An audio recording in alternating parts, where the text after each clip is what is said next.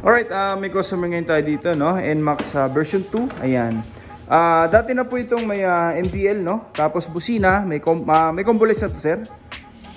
Ay, meron na rin, no? Ayan. Bali, dito, nagsuggest po sila, sir, na ulitin po natin lahat, no? Kasi may mga function na po na hindi gumagana. Ayan, napan-checking po natin. Wala pa po tayo nababaklas mga sir dito sa mga wirings, no? Ayan, medyo crowded po, no? Bali, sinalpak lang po ito daw. Ito lang po yung binaklas. Ayan, medyo mahirap po yun mga sir, no? Kailangan, dito sa amin, no? Kailangan pag nagwa-wirings, baklas po yung mga pairings. Para nailalatag po na maayos yung mga wirings. Okay? Ayan, medyo mahirap po kasi hassle po pag hindi natin binabaklas, oh. Tsaka hindi po maganda yung outcome nung pagkalatag ng wirings pag hindi binabaklas. Ayan, ngayon kakalasin po natin to lahat, no? Ayan. May mga terminal po na hinugot dito sa socket, ibabalik po natin yan. Okay, ganun din po rito sa kabila, no? Ayan. Maglalagay na rin po tayo ng passing dito mga sir. Itong switch, babaguhin na rin natin. Ayan. Bali, ang busina lang po yung may iiwan dito mga sir. Itong PIA, no? Okay. A few moments ago. Ngayon mga sir, umpisa na po nating rewirings. Bali, naglagay na po tayo ng passing switch para sa combo lights. Original domino switch para masahin ng MDL. Yung horn switching. And ito na po yung wirings mga sir. Okay, ayan po, no? Tapos ito po yung ginawa nating bagong harness.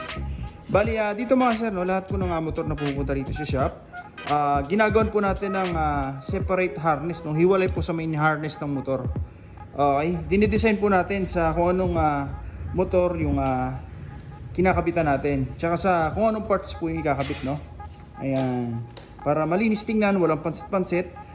Magpagawa man sila sir sa mga mekaniko, hassle free, hindi na mahirapan. Unlike po kanina mga sir, napakadami po rito sa part na to, no? Ayan, ngayon wala na po yan. Malinis na malinis. Yung busina ni sir kanina, ito pa rin po. Nirelocation lang po natin. Okay, nilipat natin. Ayan.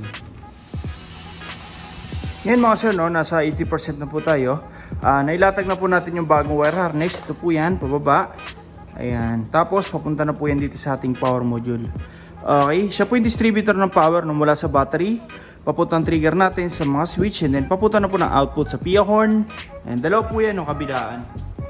Tapos yung sa ating MDL, ito na po yung wire. Nakahanda na po, isasalpak na lang po yung balas. Ayan. Magmula sa ating tri-switch, no? Sa passing switch, sa rapid, dito na po lahat yan dumiretso. Siya po yung distributor at the same time, pag may ganito po tayo, hindi tayo magkakaroon ng fluctuation sa kuryente. Okay, wala na tayong makikita mga nakasiksik po dito na mga relay po, no? Wala na po yan, nandito na po yan mga sir. Lahat po. Okay, subok na po natin yan mga sir. Marami na po tayo na-install nito, no? 6 years ago hanggang ngayon, all goods pa rin mga sir.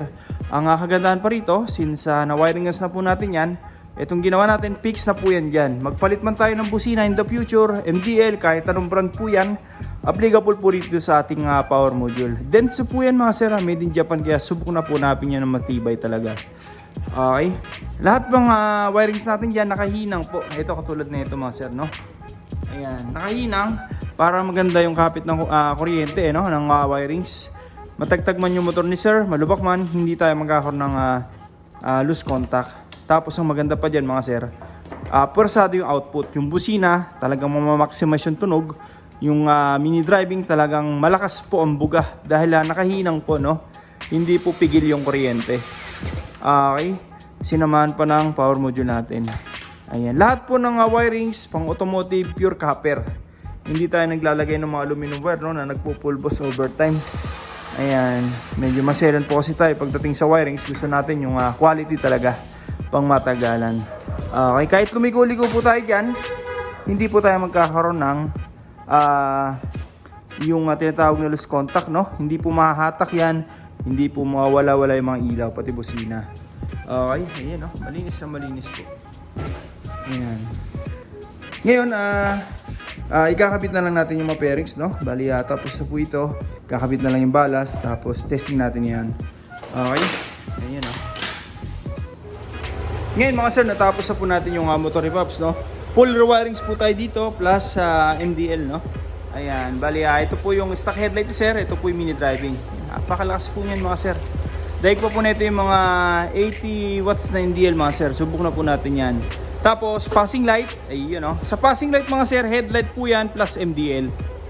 Yan po yung combo light sa atin dito, no? Check natin dito. Passing light, ayan, headlight plus MDL. Pero maganda rito, pwede pa rin tayo mag-highlight ng headlight lang separately. Sa MDL, ganun din, hindi sasabay yung headlight. Pero pag passing switch yung pinindot, automatic sabay po lahat yan. Kaya ang purpose natin dyan mga sir, kaya pinagsabay natin, no? Para yung isa nag-high tayo ng MDL, mostly pag sa ibang gumagawa, no? Pag naka-high na po yan, wala nang passing. Pero dito may headlight mo pa-passing. For example, headlight naman yung naka-high, meron namang MDL na papalit for passing. Pag naka-on naman po lahat, automatic po yan, may passing pa rin. Ayun, no? Hindi tayo mawala ng passing. Ganun din po sa busina mga sir. Okay? Yung busina ni Pops, yung pa rin yung kinabit natin, yung dating na-install, no? Bali, inulit po natin yung wirings. Ito po yung stock horn, loud horn, rapid horn, long press lang po, no?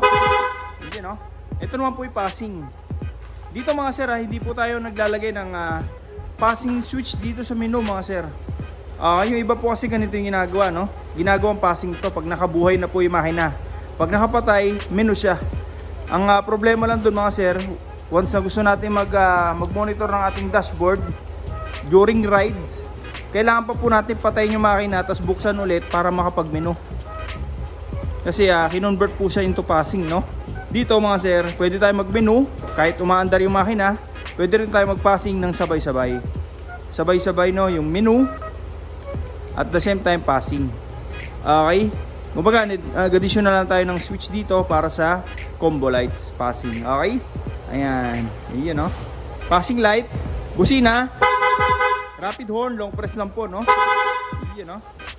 MDL, high and low. Headlight, high and low, separately. Ayan. Sa mga gusto mong pagawa, punta lang po kayo dito sa First Come First Serve po tayo.